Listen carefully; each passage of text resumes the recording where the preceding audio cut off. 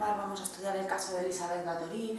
Es un caso que se estudia porque es importante, porque esta persona mató en torno a 650 mujeres y, como sabéis, el perfil de asesino en serie es de varón, por lo tanto es un caso especial y por eso se estudia. Los rasgos de personalidad que podemos destacar de Elisabeth Báthory, sobre todo, que era torturadora. Además tenía rasgos vampíricos y además que era una persona muy dominante, porque tenéis que tener en cuenta que no solo ella mataba a estas mujeres, sino que también lo que hacía es que las personas que estaban a su alrededor, las sirvientas, colaboraran en torturar a esas personas y en matarlas. Por lo tanto, el rasgo dominante de personalidad lo tenía ella, y con ese rasgo dominante hacía que las personas que estaban a su alrededor, las sirvientas que estaban a su alrededor, torturaran a otras personas y mataran a otras personas. Vamos a tratar ahora el caso de la condesa Elisabeth Báthory. El caso de esta asesina resulta verdaderamente interesante para la historia del crimen serial, partiendo de la base del hecho de que es una de las pocas mujeres que ha asesinado de una manera tan cruel a cerca de 650 víctimas. En este caso hablamos de niñas. Además de una perversión sádica y sexual, la condesa Elisabeth Báthory sentía especial atracción por la sangre. No solo se contentaba con beberla, como es habitual en los llamados asesinos vampíricos, sino que además se bañaba en sangre, con el fin de impedir que su piel envejeciese al paso de los años. Nació en el año 1560 en el seno de una de las más ricas familias húngaras. Si bien pertenecía a la más ilustre y distinguida aristocracia, siendo su primo el primer ministro de Hungría y su tío rey de Polonia, también existen antecedentes esotéricos entre los miembros de su familia, como pueden ser un tío adorador de Satán y otros familiares adeptos a la magia negra o la alquimia, entre los que se puede contar a la propia Báthory, ya que desde su infancia había sido influida por las enseñanzas de una nodriza que se dedicaba a las prácticas brujeriles. Cuando solo contaba con 15 años, se casó con un noble, el conde Nadaski, gran guerrero conocido como el Héroe Negro, y se fueron a vivir a un solitario castillo en los Cárpatos. El conde no tardó en ser reclamado en una batalla, por lo que se vio obligado a dejar sola a Elisabeth por un tiempo. Al cabo de muchos momentos, en espera de su marido, ésta se aburre por el continuo aislamiento al que estaba sometida y se fuga para mantener una relación con un joven noble al que las gentes del lugar denominaban el vampiro por su extraño aspecto. En breve regresa de nuevo al castillo y empieza a mantener relaciones lésbicas con dos de sus doncellas. Desde ese momento, y para distraerse de las largas ausencias de su marido, comienza a interesarse de sobremanera por el esoterismo, rodeándose de una siniestra corte de brujos, hechiceros y alquimistas. A medida que pasaban los años, la belleza que la caracterizaba se iba degradando, y preocupada por su aspecto físico pidió consejo a la vieja nodriza. Esta le indicó que el poder de la sangre y los sacrificios humanos daban muy buenos resultados en los hechizos de magia negra, y le aconsejó que si se bañaba en sangre de doncella podría conservar su belleza indefinidamente. En esa época la condesa tuvo su primer hijo, al que siguieron 3 más, y si bien su papel maternal le absorbía la mayor parte del tiempo, en el fondo de su mente seguían resonando las palabras tentadoras de la nodriza: belleza eterna.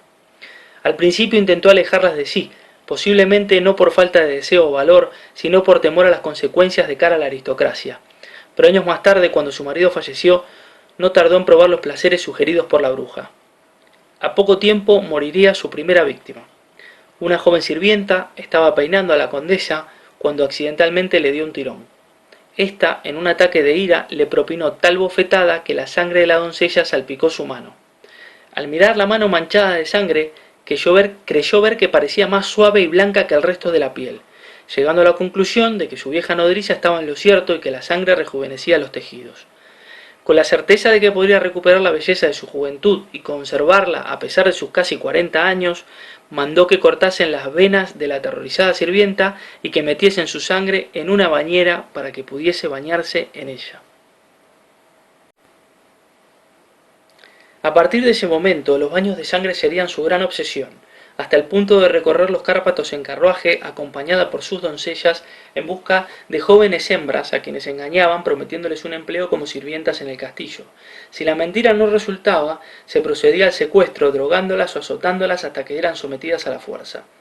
Una vez en el castillo, las víctimas eran encadenadas y acuchilladas en los fríos sótanos bien por un verdugo, un sirviente o por la propia condesa, mientras las víctimas se desangraban y llenaban así su bañera. Una vez dentro de la pila, hacía que derramasen la sangre por todo su cuerpo, y al cabo de unos minutos, para que el tacto áspero de las toallas no frenase el poder de rejuvenecimiento de la sangre, ordenaba que un grupo de sirvientas, elegidas por ella misma, lamiesen su piel.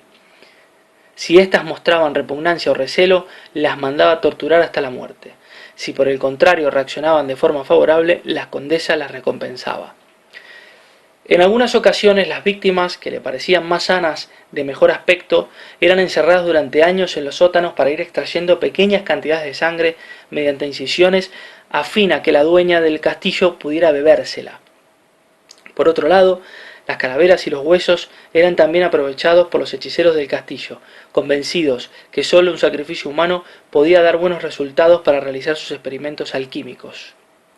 Durante 11 años, los campesinos aterrados veían el carruaje negro con el emblema de la condesa Báthory rastrear el pueblo en busca de jóvenes, que desaparecían misteriosamente dentro del castillo y que nunca volvían a salir. Los cuerpos sin vida eran sepultados en las inmediaciones del castillo, hasta que finalmente, sea por pereza o descuido, tan solo los arrojaban al campo para que las alimañas acabasen con ellos. Algunos aldeanos no las tenían todas consigo, por los gritos estremecedores que se oían salir del lugar. Y se empezaron a extender rumores por todo el pueblo de que algo raro sucedía en el castillo. Finalmente estos pueblerinos empiezan a rondar por las inmediaciones, en donde se encuentran con los restos de más de una docena de cuerpos sin vida. Estos armaron una revuelta insistiendo en que el castillo estaba maldito y era además una residencia de vampiros, quejándose ante el propio soberano. Atacar a una familia de poder en esa época era algo verdaderamente difícil, y sobre todo si, como en este caso, el acusado, además de ser una persona distinguida entre la nobleza, tenía amigos igual de poderosos por todas partes. Por este motivo, el emperador comienza por no prestar atención a las quejas de su pueblo, pero finalmente envía una tropa de soldados que irrumpen en el castillo en el año 1610. Al entrar, los soldados encuentran en el gran salón del castillo un cuerpo pálido y desangrado de mujer en el suelo.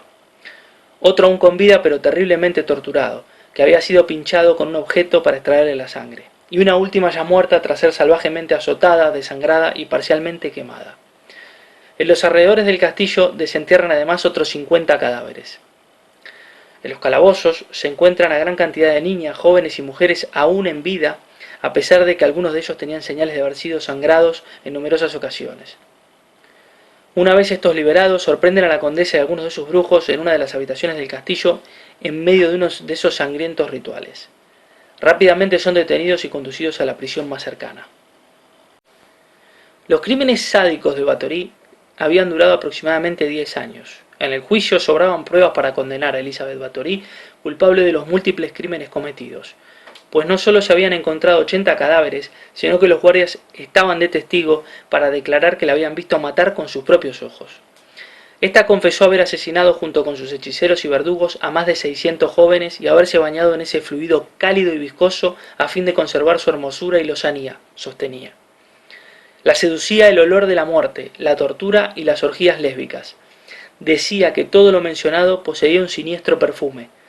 Sus cómplices fueron condenados culpables, unos decapitados y otros quemados en la hoguera.